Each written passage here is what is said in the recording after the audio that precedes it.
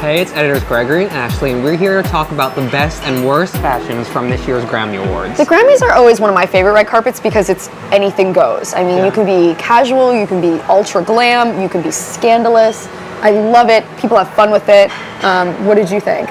I have to talk about Rihanna first. I mean, that giant pink Gian Battista Valli dress she wore from the Spring 15 collection, insane. It was fantasy, it was fairy tale, it was everything you want on a red carpet and more. You know, typically when you want a shock on the red carpet, you go for skin, you know, but Rihanna's done skin, you know. Right. She showed up obviously at the CFDAs, like basically nothing but shining like a diamond, you know, and she's done like the really sexy plunging neckline. There was kind of no way that Rihanna could shock you in a sexy way. Right. So she shocked you in a completely different direction by wearing this ball gown. I think it was really smart and kind of a test to how she reinvents herself. And it was refreshing too. I mean, at the Grammys there were so many plunging necklines. It was nice to see something covered up, and by not being completely overtly sexy, she was sexy. Because the queen of try too hard, Miss Kim Kardashian, was... That's worse for sure. Yeah.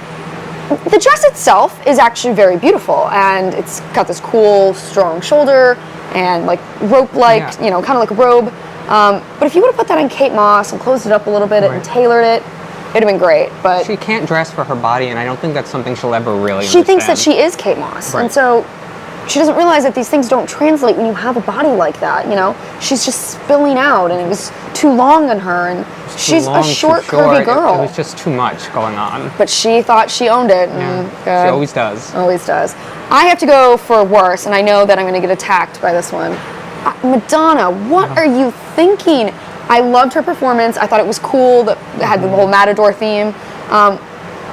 That monstrosity of an outfit should have been on stage. That would have been a great stage thing. But she should have walked the red carpet in something a little more like a Matador inspired dress or something like that. And the biggest problem I have with it didn't fit her. Yeah. It was way too tight. She got the pancake boobs where they're like flat and out and like, she doesn't need to do all that. I have to say, I loved it because she is so provocative, and she was provocative in the past, and now she's doing the same thing where she's chartering really this new territory where an older woman in her 50s who has mega fame and being super scandalous, no one's ever done that before. And I will give her she's kind that. of breaking ground right now doing it. I like that she really doesn't care. I mean, she has always been, you know, on her own path and writing her own rules, and, you know, someone telling you that's too tight or that's too young for you will never fly.